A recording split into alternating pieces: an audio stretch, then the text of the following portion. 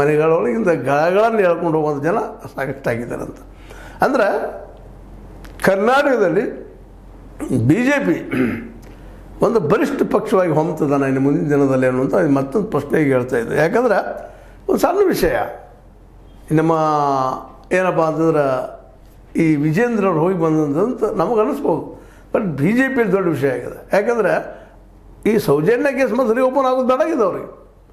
Reopen ಆಯ್ತು ಆಯ್ತು ಅಂದ್ರೆ ಮತ್ತೆ ಅದು ಮುಚ್ಚಾಕೋದು ಅಷ್ಟೇ ಕಷ್ಟ ಅದ. ಆದರೆ ರೀಓಪನ್ ಆಗೋದಿಲ್ಲ ಅಂತೇಳಿ ಕೆಲವೊಂದು ಜನ ಮಾತಾಡಿಕೊಳ್ಳಿಕ್ಕೆ ಇದ್ದಿದ್ದಾರೆ.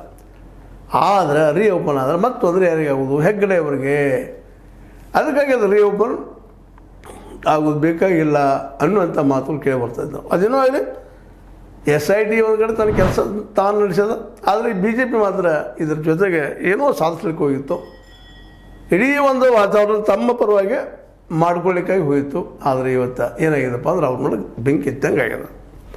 ಯಾವ ಕರಾವಳಿಯಲ್ಲಿ ಗೆಲ್ಲುವ ಕುದುರೆ ಆಗಿತ್ತು, ಆ ಕುದುರೆಯಲ್ಲಿ ಮತ್ತೆ ತನ್ನ ಅಸ್ತಿತ್ವವನ್ನು ಕಳ್ಕೊಳ್ತದನ ಅನ್ನುವಂಥ ಪ್ರಶ್ನೆನೂ ಹುಡ್ತಾ ಇದೆ. ಸ್ವತಂತ್ರವಾದ ಮೀಡಿಯಾಗೆ ಬೇಕಾಗಿರುವುದು ಸ್ವತಂತ್ರ ಧ್ವನಿ. ಆ ಸ್ವತಂತ್ರ ಧ್ವನಿ ಉಳಿಸಲು ನೀವು ಮಾಡಬೇಕಾದದ್ದು ಇಷ್ಟೇ. ಅದೇನಪ್ಪಾ ಅಂತಂತಂದ್ರೆ ನಿಮ್ಮ ಕೈಲಾದಷ್ಟು ಸಹಾಯ ಈ ಚಾನಲ್ಗೆ ಮಾಡಿ ಹಾಗೂ ನಿಮ್ಮ ಧ್ವನಿಯನ್ನು ಕಾಪಾಡಿಕೊಳ್ಳಿ.